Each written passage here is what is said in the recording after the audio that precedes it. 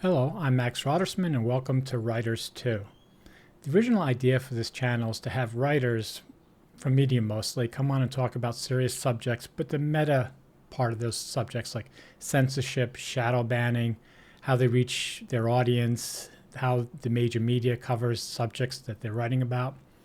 All that sort of meta stuff about writing, but nothing about, how to make money as a writer or anything like that. And then the problem I had is as I was interviewing people, I realized, I just want to talk too much. So I decided to stop it. And it's just taking a lot of time editing, whatever. And now in my interview here with Henryk, I have to look at Kowalczyk, sorry. He brought up a fantastic idea that I think will fix the problem. He said, there are not enough polemics. And what he means is two writers or two people taking opposite sides of an issue and agreeing that they put a little bit of civility aside to really argue each side.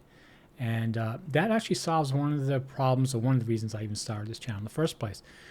When I watch interviews on YouTube, many times the host won't really press a question. And of course they're being polite, and they shouldn't, but I really wish they would. And this would solve that problem where we could have somebody on this channel that I want to hear the views, but somebody else will really press them, won't allow them to sort of just talk away from a subject that really needs to be hammered on. So I think it's a great idea. So thank you so much, Henryk. I mean, that, again, I was just blown away when you said it. It just all clicked into place for me. Like, that's what I'd like to do with this channel.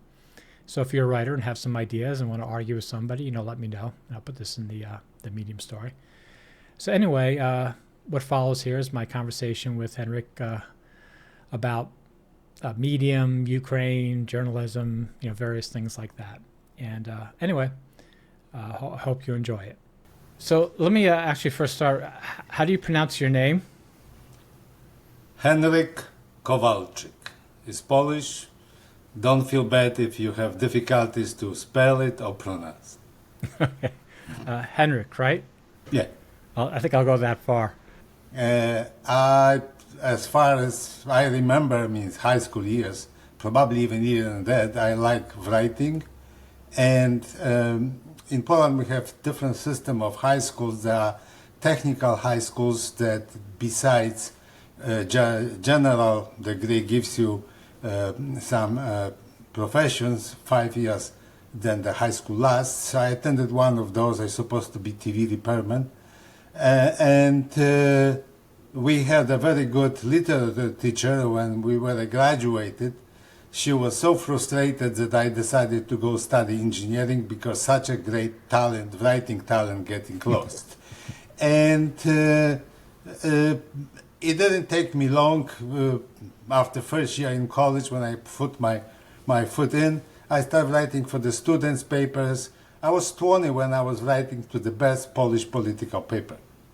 And I had my 15 minutes of fame in Poland in 70s, but times were not good for independent writers, so basically I couldn't make any money on it. Means I made some money on it, but I couldn't live on it. So I ended, basically because of my writing, I was pushed out of Poland because of my political orientation. So I ended up in Chicago. My English wasn't too good. And then at that time I had a family to take care of, and I came with, basically nothing in the pocket, and I needed to survive. So simply, I started the company. I sold it about 10 years later for a little bit of money. So then, about 20 years, after 20 years being in States, right now it is 39, I started writing again, at this time about American matters and in English. And of course, there were, I still needed to work. But the last few years, when I kind of slowed down with, regular work, I put a little more effort into that writing. And this is how I end up. I have blogs. I ended on Medium. And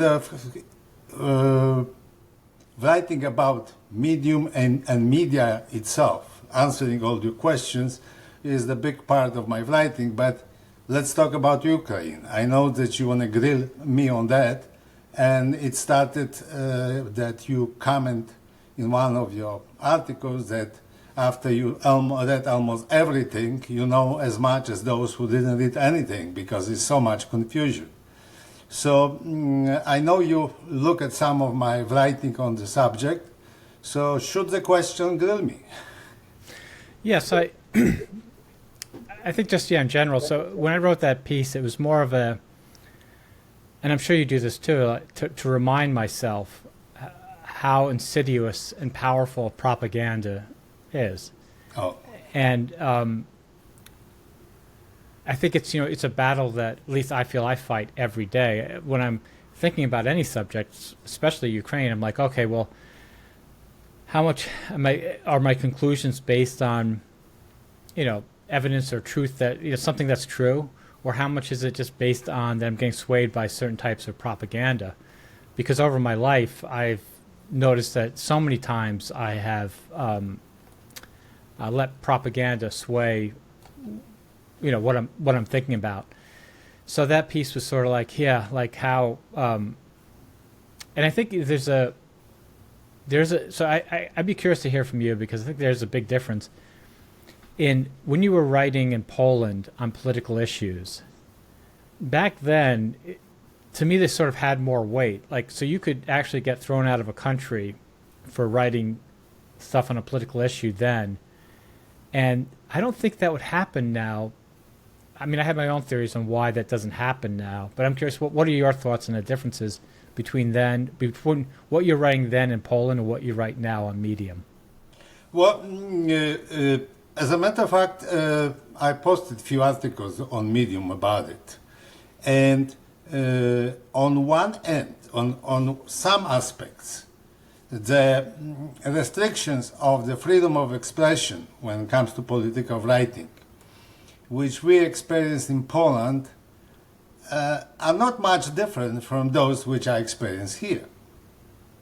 They are different in the legal and formal ways, because in Poland there was the official government policy, and simply socialism was good, and simply saying anything against it officially in the paper was considered as the dangerous, meddling with the people's minds. Okay. Right.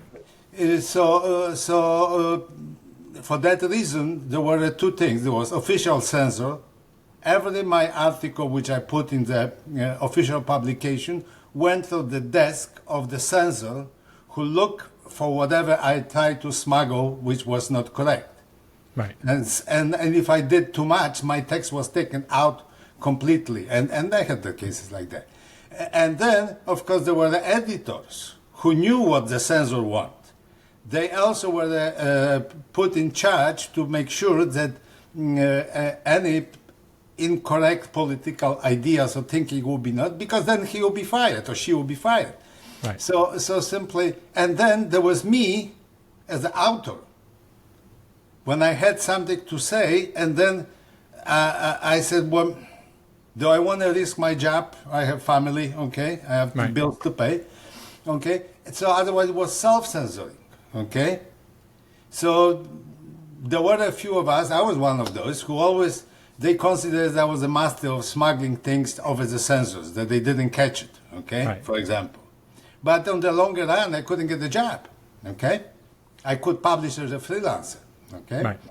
So, and here we have a slightly different, because there is no official, government agency.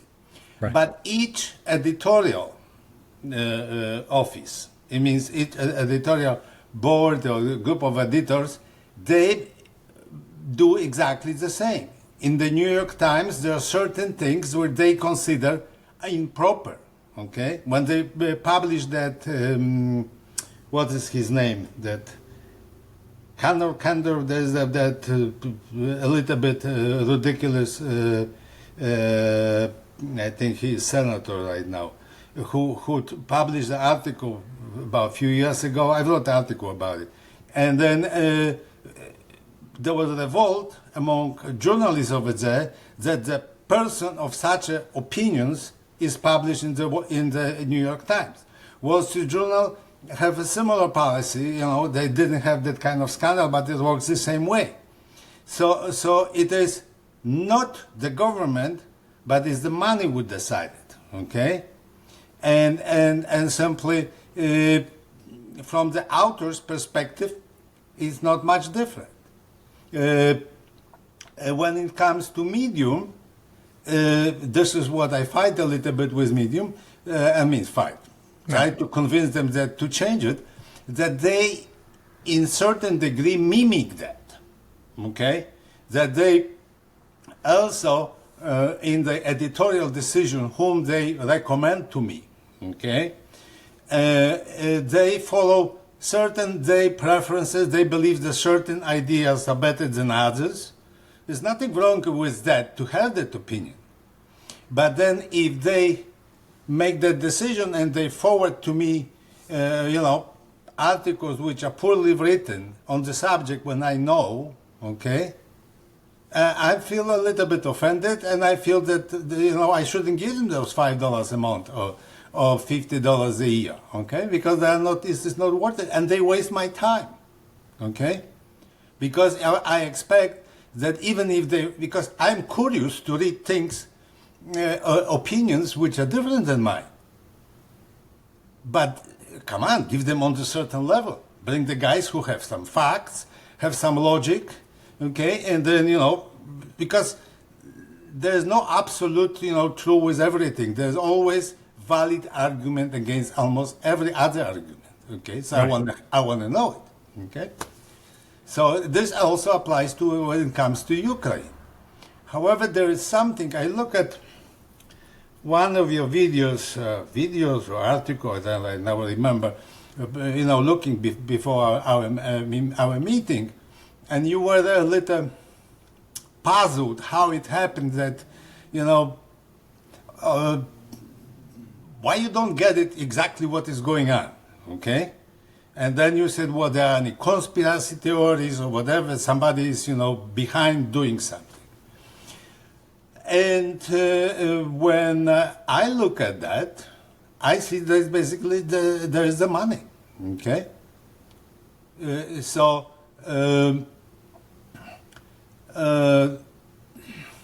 don't know if I want to talk about that, but we can see it that way. Well, yeah, so like in broad strokes, just because maybe people watching here have no idea, right? Just totally new to this. Like, what do you think? So my opinion of why the war started and why it continues has definitely changed over the past few years. Why do you believe it started? Have you changed your opinion about why it started or what's going on? Or no, I don't think so. I mean, So what's your view? Well, like with all those events, there's always some random factor, okay? And even those random factors, sometimes not maybe completely random, but there are certain circumstances that the person like Putin become the ruler of Russia. And I think your previous guest, I think Brian Keane, who was talking about Russia, he is living there. He understands a lot, okay?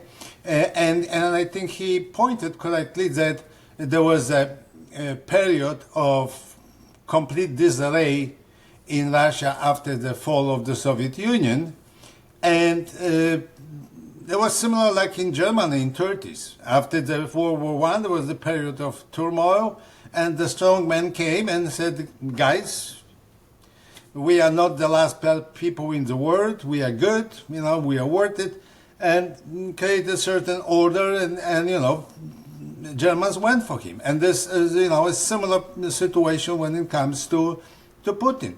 He was the strong man, and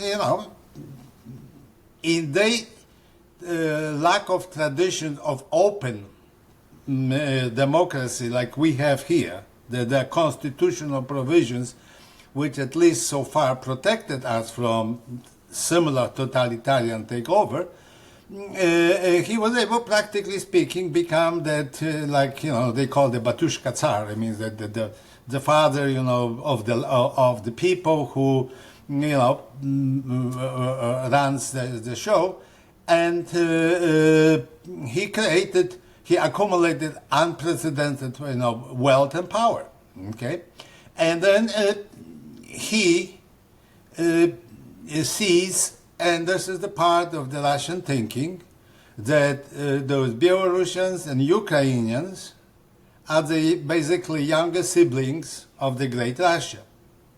The economical aspect out of it, and this is, we come to some certain arguments about, but some people say, well, look at the map. Russia is so huge and they really need the small piece of Ukraine. They just worry about NATO, okay? Right. It is not true. Because when you look at the layout, what is in there, Ukraine was the industrial hub of the Soviet Union. Agriculture, the land, is one of the best fertile land in the world. Okay, and there is highly populated.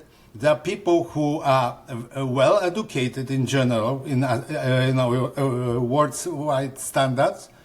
So otherwise, and then right now there are rumors that in that area, which is right now the contagious, Donbass, and so they start finding oil, okay, because they already have iron, they already have coal over there. So simply for Russia, if they don't take Ukraine, who has 40 million people, has all the chance to become as powerful as Russia within the next 20 years. When you compare, one of my articles goes about it, when I compare how Poland developed. So at the time the Soviet Union fell apart, Poland and Ukraine were roughly having the same standard of living. Ukraine was one of the best standards of living in the Soviet Union. Poland was mediocre in Europe, okay, were very poor, and the mismanagement with the last, years before the collapse was, horrible. But they had roughly the same standard of living, the same economy, similar, And then Poland, after the system change for the first 10, 20 years, was basically the darling of all Europe, because they were, right now, when I go to Poland, I don't see much difference between Poland and Germany, okay? I mean, there are different standards of living, but not so much, okay? But Ukraine, for the first 10 years, was going down. Poland, because of having a little more freedom of enterprise and political freedom during the Soviet times, was better prepared to take off after the system changed. And Poland did it, but Ukraine, and they say, well, Ukrainians are corrupt, okay? Well, the biggest corrupter in Ukraine is Russia, okay? Because for Russia, the worse in Ukraine, the better for Russia, because then Russia comes and saves them, okay? Right. And this was happened. So there was huge corruption, and they were having those, Orange Revolution, the other one, all that. But gradually, what's happened? Ukrainians, mostly by going back and forth and seeing what's going on in Poland, there was a great factor, I believe. They have a similar tradition like Poles, and they were more in the that European, especially Western Ukraine. They were more in that European freedom of individual traditions, which was very strong in Poland. And it was not strong in Russia. In Russia, whatever the government tells you, you do it, you believe it. You don't question that. In Polish tradition was that when you read the history of Poland, written by Norman, oh my goodness, those names, Norman Davies, okay, the Oxford guy, and he said that he was surprised in reading history of Poland, that in Poland the noble could come and tell the king, listen, you are the king, but you are equal to me. We are both nobles. And as long as you are doing what you're supposed to do, I'm for you. If you will be not behaving as the way I want it, I will be against you. Okay? And this was even unthinkable in England, at that time, and this was the standard in Poland. But this was the same standard when before Ukraine became part of Russia, when they were part of Poland, and that tradition exists. So what's happened? What I believe it's happened, that after the Ukraine got independent, that streak, that tendency or the tradition of individual freedom. I'm a man on my own, okay? And leave me alone and I'll manage, okay? Just don't go, and limit my freedom. And what I believe, and this is what I talk with Ukrainians and whatever, that even those people in Ukraine who are ethnic Russians, they got it. They got, infected by that, thinking, right. Especially younger generation, that I am a free man, okay? And when they started realizing that Russia's meddling in that, their affairs, it limits their freedom, their ability to, and they were going, there's few million Ukrainians working, I think about 1 million, maybe I'm exaggerating, working in Poland before even the war. They doubled that after the war. And they were going back and forth because this is over the border. The language are similar. So they have seen that it is possible. So they look at that and say, what? So it works there, why cannot be here? And then, it became obvious that the Russia's main league is the obstacle. So they say, okay, Poland join the European Union, we want to join too, okay? And when they wanted that, Putin walked in and said, well, no, okay? And what I believe that seeing that Russia never believed that the Ukraine will separate for good. They hoped that they will mendel a little bit and they will find out and they will go to Matushka Russia, okay, Mother Russia, okay, and they started realizing around 2014 was probably that moment that it is going away. Those people think differently, and if you don't step in right now, it might be not possible ever. So simply, it is for Russia having Ukraine. It is basically, if they want to be, I think Brzezinski said it, that Russia without Ukraine cannot be an empire. Okay, and I kind of agree with that. Okay, right. So Putin, tried a little bit in 2014, and I wrote an article also about it, suggesting that after Putin took Crimea and started messing around in Donbass, I said, well, let's offer Putin that will formalize your taking Crimea. Okay, set the terms, and Ukraine officially will sell Crimea to Russia. Russia will pay it, you will, figure it out, but in exchange for that, peace forever. Okay, Ukraine goes its part, you go, and I was kind of wondering why nobody else pick up on that, because everybody knew that Putin would never accept it. And everybody pretended that they didn't know. Okay? So simply because for Putin, Crimea was just the first step to, weaken Ukraine. And what's happened it worked in the reverse way, because when he started being aggressive, the Ukrainian national identity intensified. Okay, so they suddenly realized that we can lose it. So their determination to protect it is strong, and that's it. So Putin.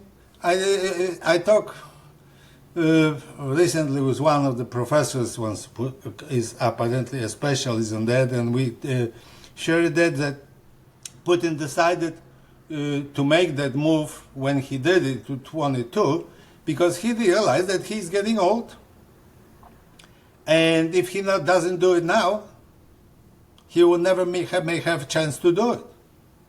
And I believe that he made some phone calls, or did some research or contacts with financial people. I mean, big people, Zurich, Geneva, London, New York, Frankfurt, where the big money worth my money. So that he said, well, if I push it, okay, will you cut me off, okay?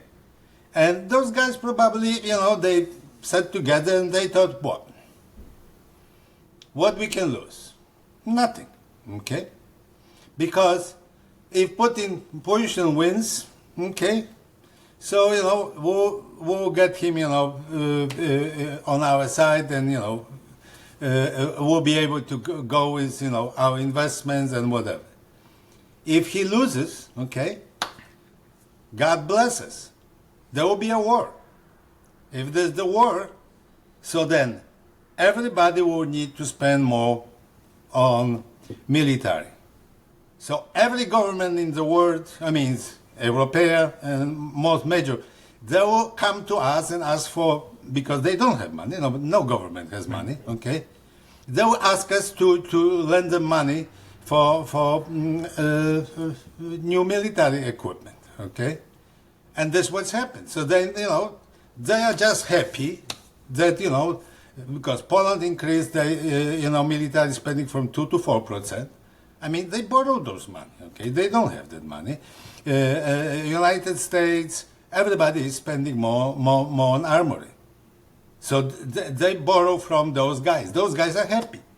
So then, when I look, okay, why they didn't, the money, big money, didn't support, let's say, guys, just go strong after Putin the first day, okay? Declare him the war criminal, kick him out of Security Council, okay? Cut all of those connections as fast as possible. So we'll squeeze him, and then Russia will be forced on the financial terms, and then let's say, like I ask, why, if Ukraine asked in February 22, Russia didn't declare a war against Ukraine. Okay, so there was no war going on. Russia said they just doing some operation. So in legal standards,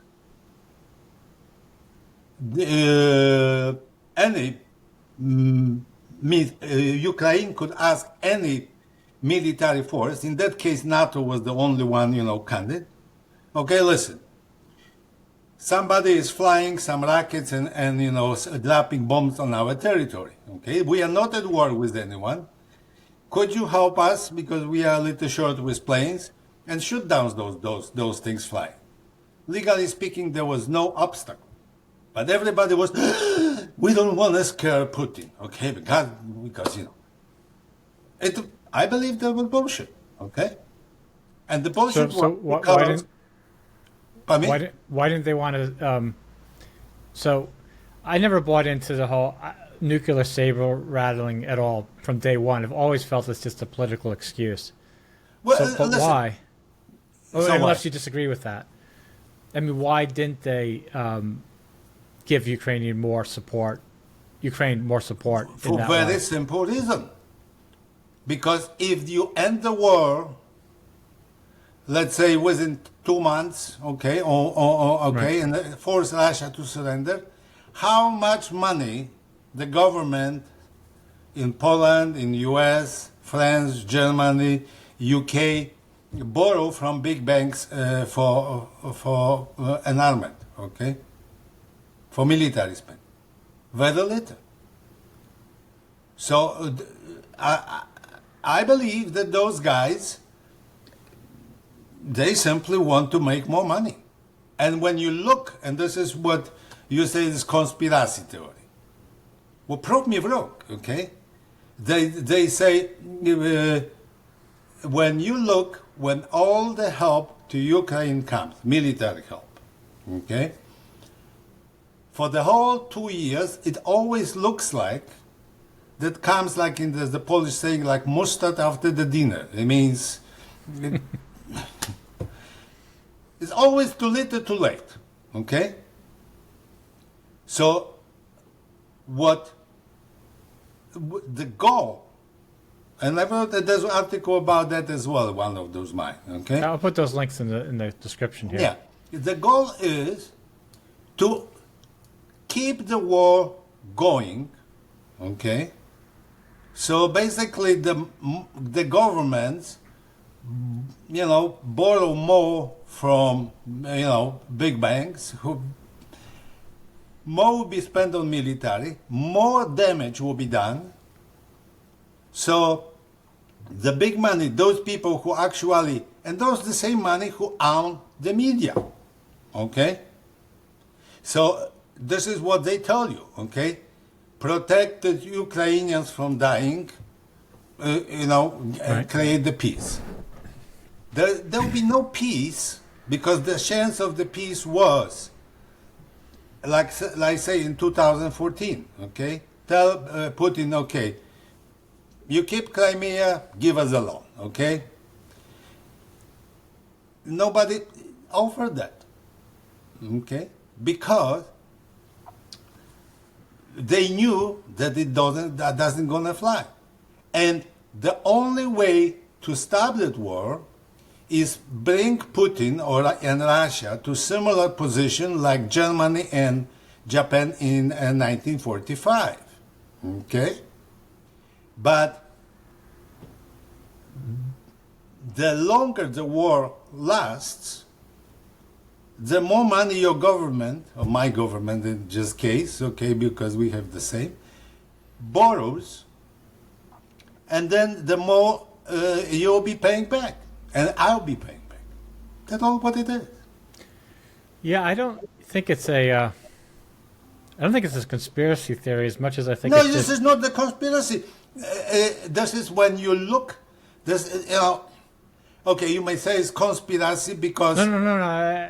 I don't think it's that. It's just so depressing. It's hard to wrap. So I think, because I was born in the United States, when I was a kid, Russia was evil, right? I mean, everything about Russia was the problem with the world. And like you say, it was an open secret that our defense industry was only needed because of Russia. If there's no Russia, there's no reason for us to have 11, carrier groups or anything like that. Everything in the United States, the whole defense industry is based on Russia. When I was a kid, I mean, it was in movies, it was in songs, it was like everywhere. And I think the interesting thing about it is I don't feel like any individual American like me thought Russians themselves were bad. We all knew it was like a joke, but it was like, whatever. You know what I'm saying? It's like, everybody has this sort of like racket, I think, in the world. What you see, when you meet Russians on the human level, Right. they're wonderful people. Right. Like all people, okay? Right. And so the problem is with the system, the tradition. I mean, I explained that it is rooted back in that Mongol, and they were under Mongol rule for 240 years in medieval times. And I believe they never, and this was ruthless extortion.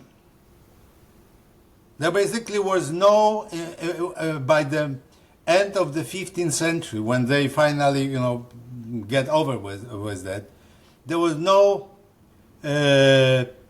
construction with mortar, with bricks and stones. There were wood shacks, okay, in the whole Russia. So poor they were. Okay? And still are. Yeah. Many of them, right?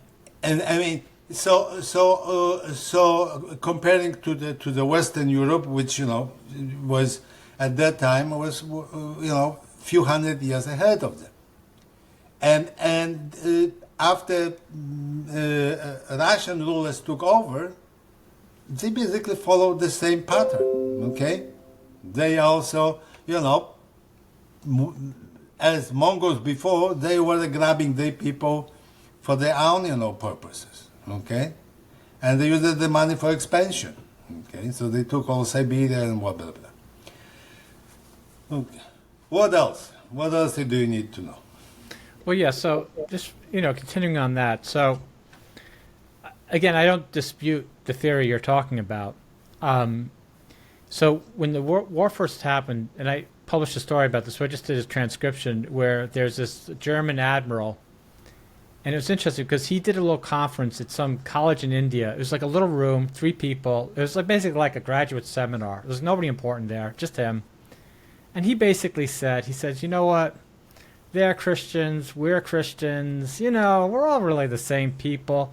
He just needs some smoke blown up his ass, and he's going to die soon. And just do that. Just stop, antagonizing him. The West just needs to go out there, like have a big conference, go to Russia, pretend like he's the hero, and this problem will go away. And then he was quickly drummed out of the military. But I'm always of the belief if a very educated military person says something that he's not supposed to say, it's probably true. But there's a good chance it's true, right? So even from that day, and this is before the invasion, I said, I'm going to transcribe what he said because the news just made it out to be that he was sort of like a Putin apologist. But what he said, he wasn't being a Putin apologist. He's just being a real politique. He's just basically saying, this is a problem, but we can deal with it. And then the thing I guess I don't really quite understand. So what I expected is that once the war began, all the oligarchs, all the money in Russia would be like, well, I don't want to fly on a plane that I don't have a service contract with. I don't want to be able to not go to Europe. Like, I don't want to not be able to buy an iPad and all this inflation. I'm not going to want, like you say, I'm going to want to be, I think everybody in Moscow and St. Petersburg, they want to be part of the West too. So ultimately they will depose Putin because they can't make money under him. And I felt that Putin, in a way, like the West will never, ever do a deal with Russia while he's in power, my personal opinion. So, I mean, so that's what I don't quite get is like, so why didn't they do that? Well, I'm not the insider over there, so I observe it from afar and try to make some sense based on that, what I understand how things work. And what everybody who knows a little more and is closer to the things than I am, and I think that your interlocutor from St. Petersburg, Brian Keane, he also mentioned that Putin has his finger on all the big money in Russia. So he, after all, there is, big country, many billionaires, but there are not millions of them, okay? There is several, or maybe about 100 major organizations where those billionaires are clustered, okay, where those money are made. And I think Putin, with a small clique of his supporters and operatives, he can manage that. So and then there is always that misfortune that if you try to break the ranks, and you end up even with your money, like what, Hodorowski, I think there was the one who did it, and he, I think survived a few attempts to get killed or something like that. Okay, so Putin as a KGB operative, he has no problem, okay, with someone who is disloyal and try to break the rank, kill him. Okay, so so many of at least several people, which we heard after the war started from those top ranks, they died in suspicious circumstances. So let's say if you are in that position, that let's say you are worth a few $1 billion, okay, in Russia, and Putin, is in charge. So your strategy is you risk your life and try to break in and, look for the ways to depose him, or you simply try to play loyal and, hope you survive, and then you will say, I couldn't do anything better. That's, I think this is the simplest explanation. Well, it seems to me, and I still believe this, that eventually, well, either he'll die of natural causes, or I felt that I never know, like, whether he actually orders somebody to be, like, I don't believe he actually ordered for Navalny to be killed. Well, I don't know, but I think it's possible that he was just done by, interfactional fighting. And then the same thing for, I'm blanking his name. So, Prigozhin, right. Yeah. So I felt... speak a little Russian, so for me, pronouncing those names So I wrote a story that I felt like that once he was killed, Putin now is like his days are numbered, because in a mafia system like that, there are rules. If you follow it, you feel safe. Yeah. And so Prigozhin broke it, broke the rules. But he came back into the fold. Everybody really knew he just wanted to be paid. I think everybody in Russia can understand. It's like, pay me, pay me. They didn't pay him, whatever. They got into a fight. But then he came back into basically, kissing the ring. And so if his plane is taken out... But if you watch Godfather, you would know that it wouldn't help him. Right, but it's still... Some oligarchs, obviously, like you say, will be like, oh, yeah, I'm really going to behave myself now. But others are going to be like, hey, I could end up in his position, right? So I don't really trust that the system is working correctly. So, again, if Putin had arrested him for fraud or whatever, it would have been one thing. But he didn't expect it to be shot down in that plane. So if I'm another oligarch, I'm like, that could happen to me, because he didn't expect it. And I don't expect it. But who knows? Who knows what people are saying behind me? It just creates, I think, a very structural weakness within. But I don't know. It's... Well, I can share it with you to that extent that I lived in Poland when we had that Soviet system. Our Polish version was mild. Okay, at the time when I was growing up, they weren't killing, right. opponents. So when they told me that it was famous, I had a kind of a friend who was, from the, apparatus, and he always said, Henry, why do you go and create so much trouble? You really ask for lifetime long vacation among polar bears. Right. Gulags, okay? Right. And I knew people who lived in gulags, quite few as a matter of fact. Right. But I knew as well that at that time they weren't doing that, okay? So simply, we all were living in some kind of double value system. And all of us needed to make a decision what we're going to do and how much. Because let's say you were a decent person and they, and good professional for whatever you were doing, So let's say they put you in the charge of big organization, okay? Because they say, well, we have no prejudice, okay? You could be Catholic, you could be religious, you don't need to be in the party, you are good, we put you. But the point is that there was the party secretary sitting next in the room next to yours, and he was basically the real one who told you what you can or cannot do, okay? And then, as a decent person, you try to kind of manage that, okay? And depends of the organization you were in, okay, and what you were doing. At certain point, to protect your job, your salary, you basically gave up your principles, because if you you had complete freedom, you would act differently, okay? Or you basically at certain point said, I don't want to do it, okay? And so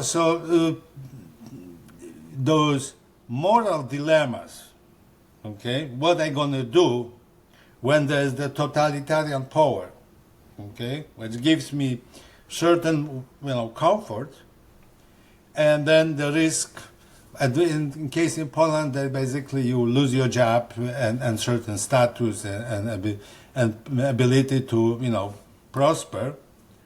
In Moscow, it is basically between life and death.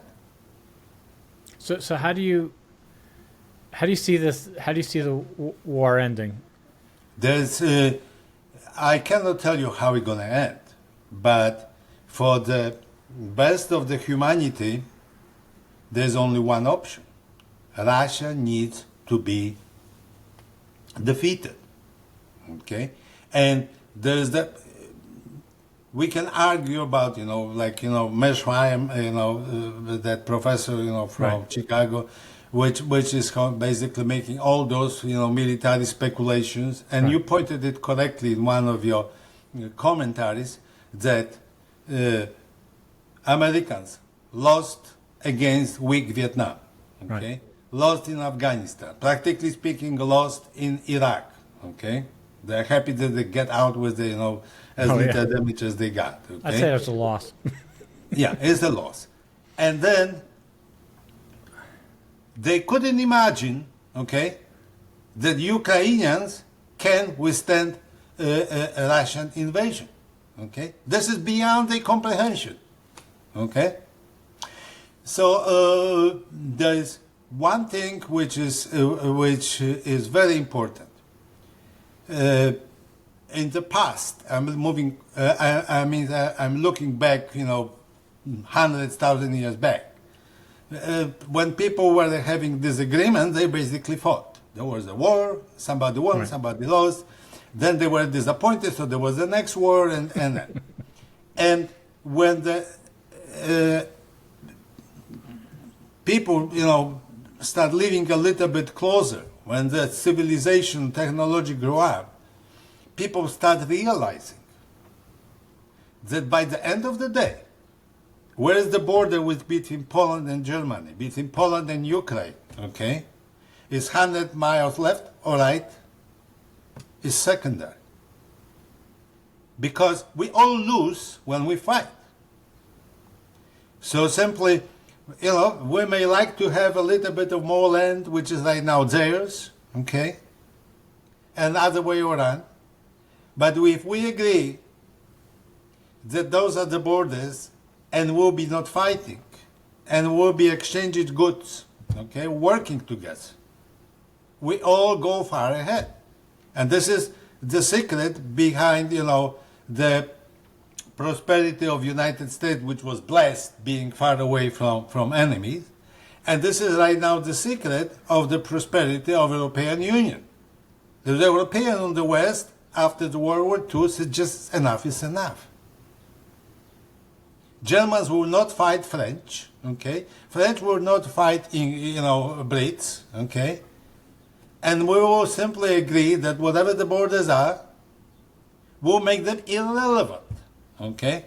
Because when we start cooperating, we can have the same currency, and then right now you can drive to all Europe, and without worrying about the borders, okay?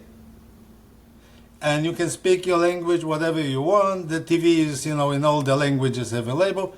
And that concept is behind the UN. And this concept is, behind relatively peaceful times after World War II. We didn't have the world scale cataclysm after that.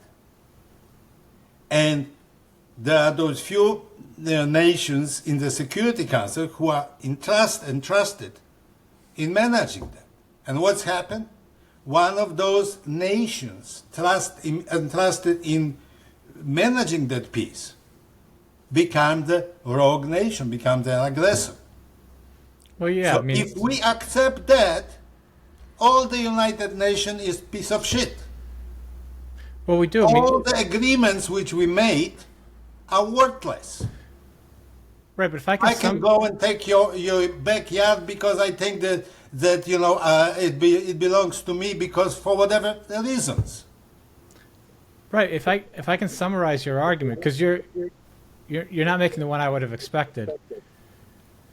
So if the United States and Europe, in a sense,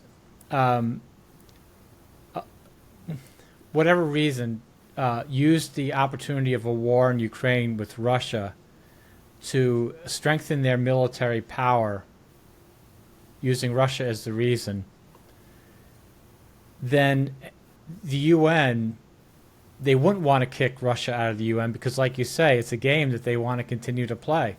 They don't want to force Russia into withdrawing from Ukraine because it's in their interest to build their military might.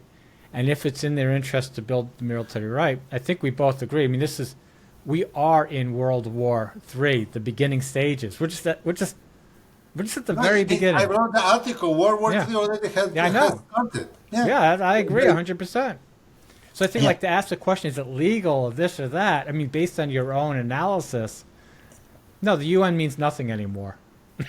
I mean, what I'm trying to say, that if Russia gets anything, like I wrote in one article, if Russia got 1 square inch of Ukrainian land, it means that all that legal structure, formal and informal agreement and understanding that we should live in peace and cooperate, don't fight, is worthless.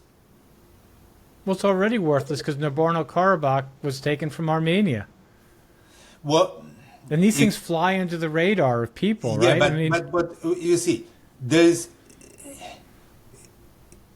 many situations like that, okay? Right. But what here is the clear case. I agree. It couldn't be more clear. Yes, because there are some arguments because over there, I know a little bit about it because I follow that as well. So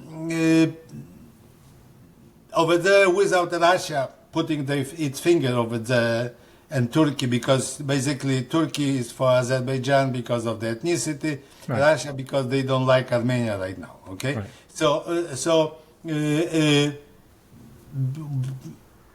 they kind of let it happen. Okay, but here, when it comes to Ukraine, if let's say that Russia believed that Ukrainian was mistreating ethnic Russians in that areas when the ethnic Russians. Well, we can talk a little bit about it, but I know how much time we have. Oh, we already talked too much. Yeah. Okay. But we can talk again. Yeah, but what I'm trying to say that this is the clear case of very blunt, clear, breaking all the international rules. And if we let it happen, there are no rules. Whoever has more bombs and more crazy ruler will say, okay, that's good. Well, And what I'd like to say that it's not going to last more than, next conflict, then finally you will have to get your troops and get American soldiers and tanks, taking control of Moscow. It is unavoidable at a certain point. I think you and I are on the same page. I mean, in fact, let's do another conversation. I just want to talk about that part because it actually weaves, even the stuff we talked about, it weaves what you're allowed to publish on Medium or the New York Times or the media. It weaves into this whole the UN issue that you have these interests trying to do their thing. There's actually no pushback anywhere. It's out of control. Like one of my favorite, I don't know if you ever saw the video of H.G. Wells in 1936. He was on a steamer going to Europe, and they interviewed him. They said, do you think we're going to have World War again? And he said, without missing a beat, "Oh, absolutely." It was not even a question to him. It was a silly question. They kept saying, "Do you really think?" Yeah, I mean, come on. I mean, they're all rearming like crazies. How could it not be? And it's the exact same today. I feel like a crazy person when I say this to people. I'm sure you must feel the same. Look at what's going on. And so in the 9/11, when 9/11 first happened and we were living in Dobbs Ferry, I said to all my friends, I said, you watch, first the flags, then the guns. Because right after 9/11, everybody's putting flag details on their car and their, whatever. And I'm like, we're going to be shooting people soon. I don't know who, but it's going to happen. And people got really upset with me. And they were like, get away from me. We're not like that. This is not a time for that. America's a good place. And this is what I see today. And it drives me wild that it's there are many writers on Medium that are saying this, but they can't get in front of people. And that, again, that circles back to part of this channel is for us, for serious writers on Medium to talk about, why can't you get it's right out in the open. This isn't the stuff you're talking about is not buried. It isn't a conspiracy theory. You're okay, they said they're going to lose. They start the war, and they always just give a little bit too late. For 3 years now. Why? Either A, go in there with all guns blazing and push Russia out of Ukraine, or B, do a negotiation.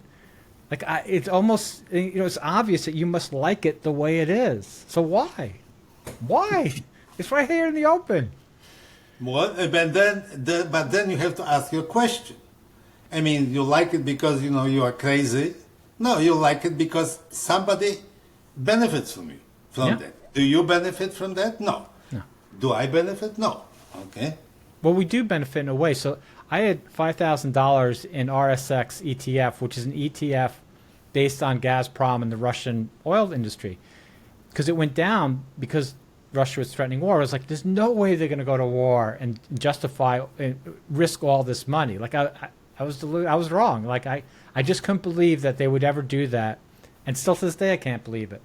But then when it happened, I didn't get upset because I was you know what? Yeah, I lost money in RSX ETF, but the other dollars I have will rise Russia will ultimately lose. So my dollars will rise. But they're going to rise because my country's going to kill millions of people. I mean, that's just, it's a sad... Anyway, so much to talk about. Okay. Well, I think we covered at least big part of things which you... want to know that of course, there's many, many, many more things to talk about it, but life is ahead of us. So, well, I'll take what we talked about, and I'll try and maybe you too. Let's come up with some questions. And I'm also thinking maybe we can invite other writers on and just have more of a general. Yeah, if I can suggest something. Yeah. My experience with writing, political writing, serious writing, is that the best part is polemics. And they are basically not existent in American media right now. it is unthinkable. A Wall Street Journal sometimes tries something, okay? That they put two authors presenting different view of the same subject. It is like, once every year or two or something like that. But if you want to think about it, consider that. It means bringing two authors presenting different point of view. Oh, I'd love to do that. Who do you think would be totally opposite to Well, you? let's say this way. Ukraine is the relatively easy subject because, at least on Medium, most people are standing behind Ukraine. I don't hear many voices supporting position of Russia. Those are mostly from the establishment because, there are people connected to big money and this is how they talk. The subject which on Medium is interesting to me is climate change.